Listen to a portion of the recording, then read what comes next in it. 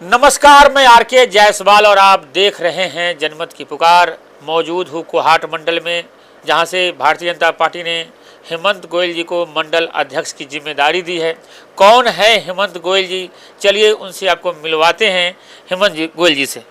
नमस्कार नमस्कार जायसवाल जी। मैं हेमंत गोयल। सबसे पहले मैं अपने पार्टी शीर्ष नेतृत्व का धन्यवाद देता हूँ। माननीय मुख्यमंत्री रेखा गुप्ता जी, हमारे प्रदेश अध्यक्ष वीरेंद्र सचदेवा जी, हमारे सांसद महोदय प्रवीण खंडेलवाल जी, हमारे यशस्वी जिला अध्यक्ष वीरेंद्र गोयल जी, हमारे यहाँ के लोकप्रिय विधायक श्री तिलकराम गुप्ता जी और हमारे यहाँ के लोकप्रिय निगम पार्षद श्री अजय रवि हंस जी।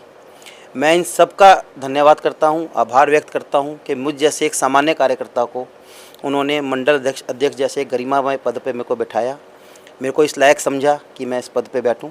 इन सब का मैं बहुत बहुत धन्यवाद करता हूं। और मेरे लिए तो बहुत खुशी की बात है, जब रेखा जी हमारी जिला अध्यक्ष थी उस टाइम में मंडल में कोषाध्यक्ष था, और जब हमारी बड़ी बहन आज दिल्ली की मुख्यमंत्री है तो मुझे मंडल अध्यक्ष के तौर पर जनता की सेवा करने का मौका मिला। कब से आप राजनीति में सक्रिय हैं? देखिए जी, सबसे पहले तो मैं अपने आप को सौभाग्यशाली मानता हूं कि मैंने ऐसे परिवार में जन्म लिया है जो कई पीढ़ियों से राष्ट्रीय स्वयंसेवक संघ से जुड़ा हुआ है, और बचपन से ही राष्ट्र प्रेम की भावना हो गई और संघ में जाने का मेरा रहा भाग्यवश। और पार्टी के कार्य में 6 साल या 7 साल की उम्र से मैंने पार्टी का झंडा उठा लिया था, और जो भी मेरे उस टाइम आयु के हिसाब से काम होते थे, जैसे पोस्टर पे गोंद लगाना या पोस्टर चिपकाना, वो मैंने 6 साल की उम्र से चालू कर दिया था जी। किन किन नेताओं के साथ आपको काम करने का मौका मिला अभी तक? देखिए, मैं बहुत सौभाग्यशाली हूँ कि इतनी लंबी लिस्ट है कि हो सकता है कईयों का मैं नाम ले भी ना पाऊँ। अभी जैसे हमारी दिल्ली की मुख्यमंत्री हैं, जब ये जिला अध्यक्ष थी तो मेरे को सौभाग्य मिला था कि मैं मंडल में उस टाइम कोषाध्यक्ष था। और हमारे जो प्रवीण खंडेलवाल हैं वो व्यापार संगठन से जुड़े हुए थे, मैं तब से उनसे जुड़ा हुआ था। और अब हमारे जो तिलकराम जी हैं जो अभी विधायक हैं, जब वो 2012 में काउंसलर बने थे तब भी मेरे को बाबूजी के साथ काम करने का सौभाग्य मिला था। फिर मीरा अग्रवाल जी जो उससे पहले आई थी, फिर अपने बाबूजी के बाद अपने मीरा अग्रवाल जी हो गई, फिर अपने मीनाक्षी बेनीवाल भाभी हो गई, उसके बाद रविहंस जी हो गए, और फिर से बाबूजी के साथ विधायक के तौर पे जब वो आए हैं तो उनकी टीम में काम करने का मेरे को सौभाग्य मिला था जी। कैसे देखते हैं, अब सत्ता में है पार्टी आपकी, पहले तो बस वगैरह भरना पड़ता था, प्रदर्शन वगैरह करना पड़ता था, अब तो ऐसे समय में आपको मंडल अध्यक्ष बनाया जब आपकी सरकार है, केंद्र में भी, प्रदेश में भी और यहाँ निगम पार्षद में भी। देखिए जायसवाल जी, ये जो सत्ता मिली है ये आसानी से नहीं मिली। 29 साल का लंबा संघर्ष रहा है। पार्टी ने चाहे जब सत्ता में नहीं थी, जो उस टाइम जो पार्टी ने संघर्ष किया उसी का फल ये है कि आज हम निगम से लेके और केंद्र तक हमारी सरकार है।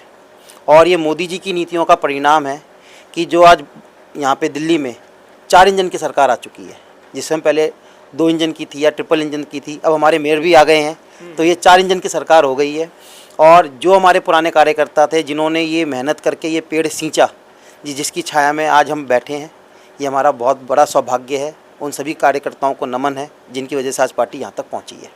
अच्छा, ये मोदी सरकार का या दिल्ली सरकार का किस तरीके से काम आप लोग घर घर तक पहुंचाते हैं, कैसे उसको ज़मीन पर उतारते हैं आप लोग? देखिए जी, सबसे अब लेटेस्ट एग्जांपल है आयुष्मान भारत का। जैसे आप देख रहे होंगे, जब से माननीय मुख्यमंत्री जी ने ये स्कीम लॉन्च की है, हमारे विधायक जी के यहाँ सुबह 10 से लेकर 5 बजे तक ये इसका कार्यक्रम चलता है बनाने का, आयुष्मान भारत का।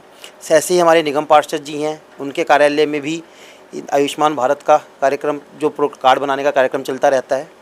मंडल अध्यक्ष के नाते मैंने भी अपना फ़र्ज़ समझा। अभी हमने इतवार को शिव मंदिर लोक विहार में एक आयुष्मान भारत का कैंप लगाया था, जिसमें 80 से ज़्यादा रेसिडेंट्स आए थे, सीनियर सिटीजन्स, जिन्होंने अपना कार्ड बनवाया। और मेरे निवास स्थान पे भी मैं रेगुलर उनकी सेवा में लगा रहता हूँ। इस कार्य में मेरी पत्नी, मेरा बेटा पूरा सहयोग करते हैं। और जो हमें पार्टी आदेश देती है ऊपर से, क्योंकि पार्टी का एकमात्र लक्ष्य है मोदी सरकार की नीतियों को समाज के अंतिम व्यक्ति तक पहुँचाने का, तो जो हमें निर्देश ऊपर से मिलते रहते हैं, हम और पूरी टीम जी जान से उसको पूरा करने के लिए ज़मीन पे काम करती है जी। आज जिस तरीके से भारतीय सेना ने पाकिस्तान ठिकानों पर हमले किए हैं, कितने खुश हैं आप लोग? देखिए जी, अगर मेरा बस चलता और सेना मुझे इस लायक समझती तो शायद मैं इस टाइम बॉर्डर पे होता।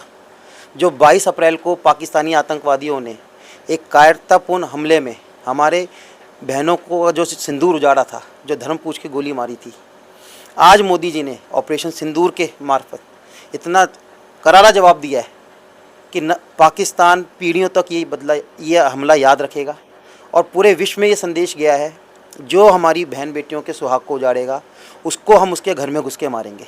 हमले के बाद मोदी जी ने एक बात कही थी कि इस हमले के पीछे जो भी जिम्मेवार हैं उनको हम मिट्टी में मिला देंगे। आज हमें गर्व है कि हमारी भारतीय सेना ने उन सबको मिट्टी में मिला दिया है और आगे भी मिलाते रहेंगे। विपक्ष वाले सबूत वगैरह तो नहीं मांगेंगे इस बार? देखिए जी, अगर सबूत मांगेंगे तो मेरा तो एक आग्रह है कि एक आध मिसाइल पे उनको बैठा के एक बार पाकिस्तान की सैर भी करा दें, क्योंकि विपक्ष का काम क्या है, सिर्फ आरोप लगाना। और हमें इस बात का दुख होता है कि पाकिस्तान को हमारे देश में ही कुछ ऐसे लोग हैं जो कि उनको सपोर्ट करते हैं, जबकि ऐसे टाइम पे तो उनको सेना के साथ खड़ा होना चाहिए। और अगर उनको सबूत चाहिए तो पाकिस्तान चिल्ला चिल्ला के कह रहा है कि भारत हमें घर में घुस के मारा है।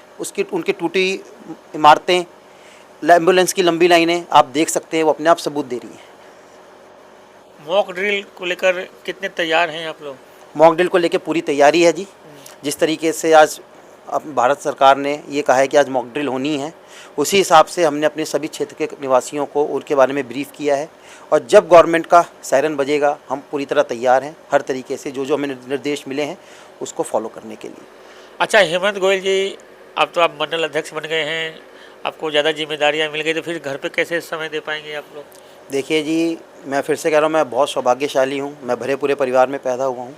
मेरे पिताजी हैं, माताजी हैं और मेरी पत्नी है और मेरा बेटा है। मेरी एक छोटी बहन है, वो शादीशुदा है।